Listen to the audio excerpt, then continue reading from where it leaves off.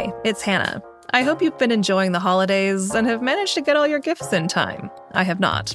The 7 will be back on Monday. But in the spirit of giving this close to Christmas Day, we wanted to share an episode of Try This with you. It's the first in a 2-part series on giving.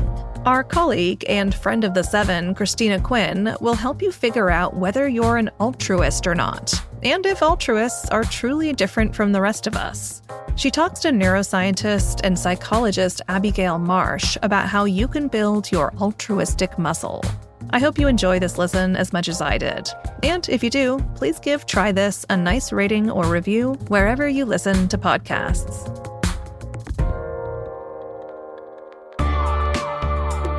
Hey, welcome to Try This from The Washington Post. Try This is a series of audio courses to help you take on common challenges and learn something new without having to make a big time commitment. I'm Cristina Quinn, and I'll be learning with you. This time, we're giving it all away. Okay, not quite. More specifically, we'll be digging deep into altruism and giving, and why we're more hardwired to care about strangers than you might think. If you're new here, welcome. This course will have 2 classes, aka 2 episodes. First, we'll learn what it means to be altruistic, what that looks like, and how you can actually build up your altruism like a muscle. Then we'll get into practical ways to give, whatever your budget allows. Okay, class is in session. Let's try this. Sometimes a chance encounter can change the course of your life. This is something Abigail Marsh learned when she was 19.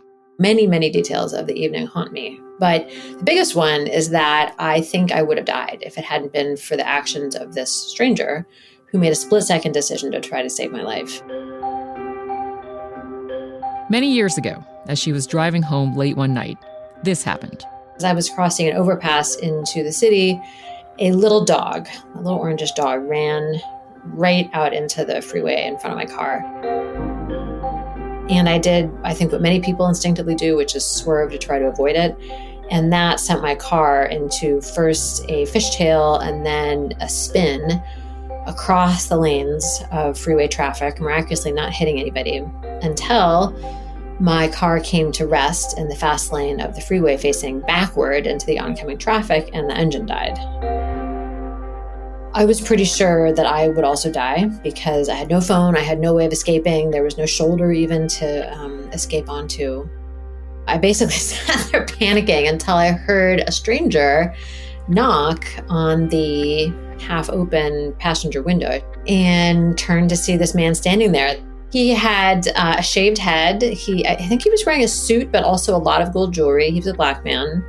I think he had on sunglasses, even though it was almost midnight. He had a very calm, reassuring voice. And he, when I turned to look at him, he said, "You look like you could use some help." And I said, "Yeah, I think I could." And he said, "Do you mind if I get in your car?" I said, "No, of course not." And then, got in the car as hard as he could to get it back across all 6 lanes of traffic into the relative safety of the exit ramp. And then he turned to look at me and he said, "You don't look so good. You need me to follow you to make sure you make it home okay?" And I wasn't thinking straight. I was like, no, I'll be okay. And he said, "Okay, you take care of yourself then." And off he went, hopped out of the car, back into his car, off into the night. I don't know his name. I know nothing about him. I don't think I said thank you. Abigail has run that night through her mind countless times over the years. I later figured out what he had done is that surely within just a fraction of a second of seeing my car stranded in the road, because you were coming sort of up over a bridge when you saw my car, so he would have had only just a fraction of a second to react, which in his case meant pulling off into the exit ramp on the opposite side of the freeway, running across the road to get to me. Wow. And it's one thing to read about heroism in the news or in a book, but it's another thing to know that you owe your life to this kind of a decision. And so that really stuck with me.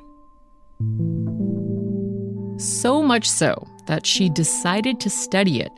Abigail is now a professor of psychology and neuroscience at Georgetown University. And she has spent her career trying to understand why people engage in these kinds of selfless acts, especially for people they don't know. In other words, what drives us to be altruistic? And is it possible to get better at it? It's one of the things she and her students research in her lab at Georgetown. But before we go further, let's lay out what altruism actually is. Altruism is generally defined in psychology as a behavior that helps somebody, and that was the intention of the behavior. You helped somebody specifically because you wanted to help them, not for some underlying reason. Like when you help someone pick up their groceries after their bag breaks in the parking lot, or when you see a person struggling to open a door. You know, little acts of kindness and everyday gestures that you may not think twice about doing. Those are great. Keep it up. But for Abigail and her work as a researcher, she's interested in the overachievers. An altruistic person, or an altruist, is somebody who habitually does, I would say, more altruistic things than the average person. More specifically, she's focused on people who donate their kidneys. Which is, in my view, an equally altruistic thing to do. You're certainly making a known sacrifice of one of your own healthy organs forever to help save a stranger's life. Yeah. I've worked with hundreds of altruistic kidney donors and bring them to my lab at Georgetown for testing, just to try to figure out what makes them tick. Are they different from other people? And one of the most interesting things about this research at the beginning was that they often thought that I probably wouldn't find anything, because in their view, there's absolutely nothing different about somebody who would donate a kidney to a stranger from anybody else. This turned out to be an important clue that would later reveal the kernel of every altruist. Another thing she and her team discovered in the MRI scans of kidney donors was that the size of their amygdala were larger than average. The amygdala, by the way, is critical to processing emotions, particularly fear. In her earlier research, Abigail had learned that the amygdala in psychopaths were smaller than average. So she wondered, is altruism the inverse of psychopathy? They were more reactive than in typical people to the sight of other people in distress, showing fear, and they were relatively better at recognizing other people's fear as well. Wow. Which makes sense, because if you're helping people in distress, it would make sense that you were unusually sensitive to that distress. Abigail's lab has since branched out to studying other altruistic heavy hitters. Liver donors, bone marrow donors. I've now worked with heroic rescuers, humanitarian aid workers. And what's interesting is that they do all have some common traits. So we haven't done brain scans on all of them, but we have found some really interesting personality differences. The main one of which, and I know this will be a totally shocking statement, is that they're all less selfish than other people. And I think a lot of people assume that they're sort of all puffed up with moral virtue. And it's like the opposite. Genuinely altruistic people are very humble. And it turns out that humility and being unselfish go hand in hand. Because if you think that you're the most special person around, right, why would you want to help less special people? You know, right. The special person should get all the stuff, and the less special people should not. And so truly altruistic people do not think of themselves as special. That's it. That's the kernel. Truly altruistic people just don't think that they're special. They see their needs are no more important than anyone else's. Yes, even when it comes to whether or not they need their kidney. I can't tell you how many altruists I've talked to over the years who, say the decision was sort of automatic. And it almost seems like not donating is the choice that needs an explanation. Donating seems like the most obvious choice in the world. And I think that that's really helpful to remember, is that almost everybody believes that their choices are the obvious rational choice. I mean, that's why they made that choice. Wow. And so when somebody makes a choice that's different from your own, remember, they may think your choice is just as puzzling as you think their choice is.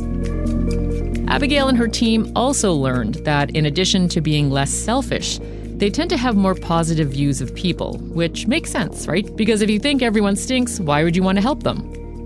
I have to say, it almost sounds like you're talking about two different species, like of humans, because I think I am admittedly a little cynical. I try not to be, though, because I do believe in the goodness of humankind. I really do. But it does sound like when people are like, what? Like, that's like it's a no-brainer. Of course I'm going to donate my kidney.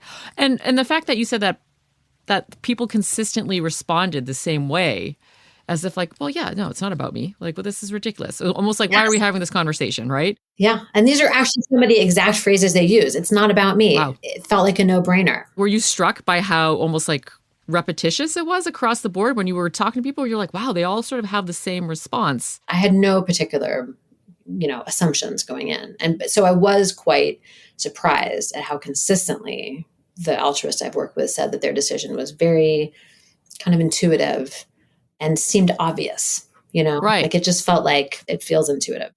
And you're right. I mean, it can feel like, to many people, it can feel like I cannot put my mind inside this other person's brain. I can't imagine what it would be like to make that decision. And so it does end up feeling like they must be supernatural beings somehow, not quite human. Yeah. And so one of the reasons I like this work is because all the work we've done shows, they're very human. They're not perfect. They're not saints. I've had people, when I've asked questions along these lines, be like, no, I flipped somebody off in traffic on my way here. Like, I was going to ask that. So I was like, do they get mad in traffic? I was like, you know what I mean? Totally of course they do. I mean, they've got to, right? Yeah. Are there other ways that they've expressed altruism that did you ever like look into that? Like what else they do? Like, what do you do in your free time when you're not donating a vital organ? Yes. Now that varies a lot too. I would say the most common thread is that almost every one of them is also a blood donor. I think it's much more easy to make the mental transition to donating a kidney if you've already donated blood, maybe plasma, maybe bone marrow, also very common. I mean, that's small bananas compared to a kidney. At the end of the day, you're like, well, if I've given a kidney, like blood's nothing, right? Yeah. More on what you and I, all of us, can do to be more giving, even if you've already donated a vital organ, after the break.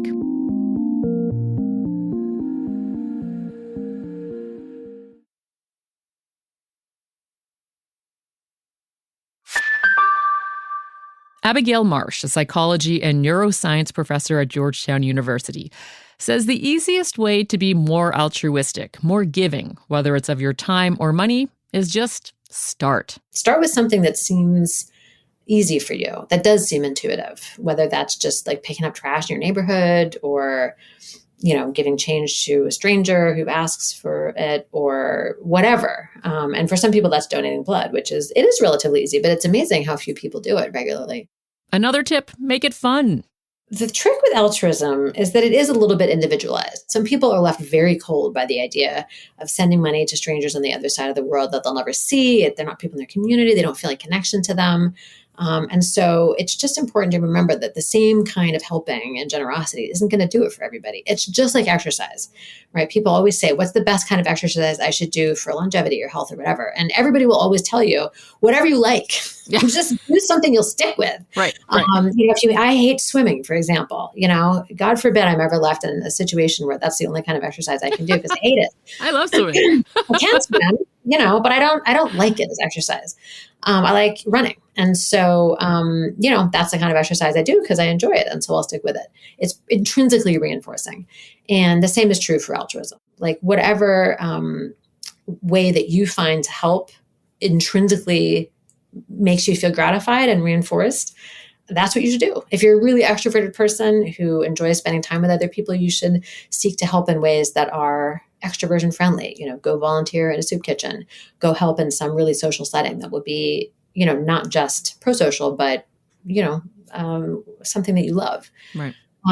If you're somebody who really cares about aesthetic beauty, you're doing community cleanups, making the landscape around you more beautiful in a way that will benefit everybody. That's a good thing. If you love animals, there's tons of animals in the community that need help, obviously. All very practical advice, and it makes so much sense. But that's the thing, we need to be reminded. I mean, we're very much in favor of doling out practical advice on this show because a lot of it's common sense, but we often forget, right? There's so many things going on, and we just need to be it needs to be reinforced. It's like, no, there's so many ways to do it. Well, because I think there's a heuristic, sort of a mental rule of thumb where people think the more unpleasant something is, the more virtuous it must be. I'm not doing the right thing unless I'm suffering somehow. And right. It's like, that's the martyr complex, true. Right? Yes, exactly. And that's not always true. Doing exercise that you find joyful is just as beneficial as exercise you hate. And And taking joy and helping people and finding it intrinsically enjoyable does not mean that it's less good. I would argue it's more good because there's more joy in the world and you're more likely to keep doing it. The Buddhist monk and neuroscientist Matthew Ricard wrote a beautiful book called Altruism, where he explains it really well. And I'll just paraphrase it, that, finding it joyful to help other people is what it means to be altruistic. Like that is what altruism is finding vicarious reward in helping other people. It's so logical when put that way. If you enjoy helping people, then you're doing it right. So I will say that if you're only giving because you feel pressured by other people to do it, or you sort of feel like that's what you're supposed to do, you're not going to feel as good after helping as if you're helping because you really want to help. So, find a way to help that is something that is intrinsically motivating to you. And almost everybody can do that. Find a charitable organization that really is consistent with your values. Look for organizations in your community who serve populations that really move you. And maybe also make some more altruistic friends and be positively influenced by the people around you. Abigail knows that most of us mean well, but if you really want to follow through with your intentions, make a plan. And I will say there's the whole science of what's called implementation intentions. So the idea is that if you want to do something that's consistent with your values, the more precisely you can sort of plot out the where, when, why, how, the more likely you are to actually act in a way that you want to act. In other words, and stay with me here, commit to the bit. Make the commitment. So for example, how are you going to get there? What time are you going to leave? Are you going to go with anybody? And answering all of those questions is based on the science of making sure that people's actions match their values. So if, let's say you want to start volunteering, like don't just have a general plan, like, okay, this Friday I'll volunteer. I'll go to the soup kitchen. No, be like, okay, so when this Friday rolls around, I am going to, at 3:35, that's when my local bus comes. And I'm going to hop on that bus. I'm going to go to the kitchen. I'm going to bring such and such with me, and I'm going to stay for 2 hours. And then I'm going to go get myself a special dinner as a treat or something. And the more precisely you can plan out the details of exactly what you want to do, the more likely you are to do it when the time comes. What about for folks who don't have that much time or money? Well, you've always got a kidney. Yeah. And scene.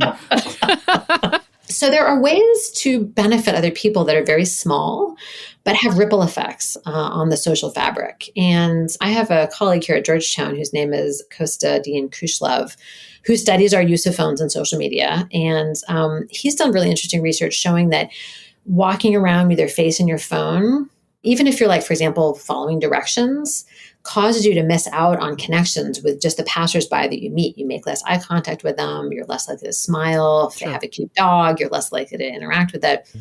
And so even just like putting your phone away and being fully engaged in the world around you, if somebody's lost, you can help give them directions. You can just smile, maybe compliment a passerby. I mean, these are all little things that are so easy for all of us to do, but will, change the opinion of each person that you interact with just a little bit in terms of thinking that other people are maybe a little nicer than you realized. Yeah.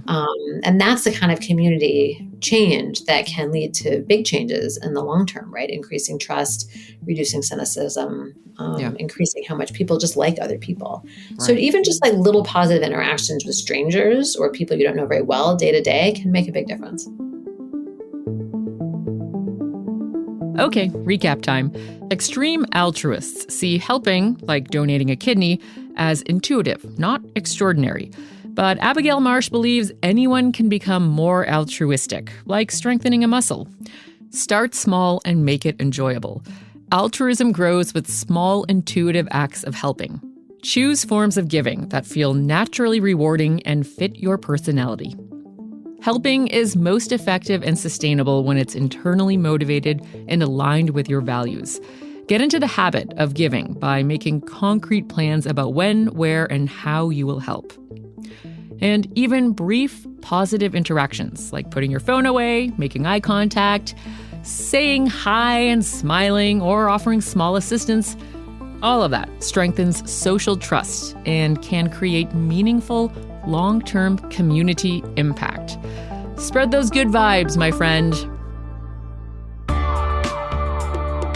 That's it for this episode on altruism. In our next episode, we're going to get down and dirty practical tips on giving. Try This is produced and hosted by me, Cristina Quinn, and Taylor White. Additional producing by Charla Freeland. The show's editors are Thomas Liu and Kanya Krit von Kitkajorn. Charla Freeland is also our video editor. Sound design and mixing is by Ted Muldoon and Sean Carter. Theme music is by Catherine Anderson. Show art is by Kati Huertas, with design editing from Christian Font and Greg Manifold. The things I learn on the show really do change how I move through the world, and I'd love to hear from you. Tell me what you took away from our course and how you make altruism a part of your everyday life. Record a voice memo or drop me a note at trythis@washpost.com. The email address again is trythis@washpost.com. Thanks for listening.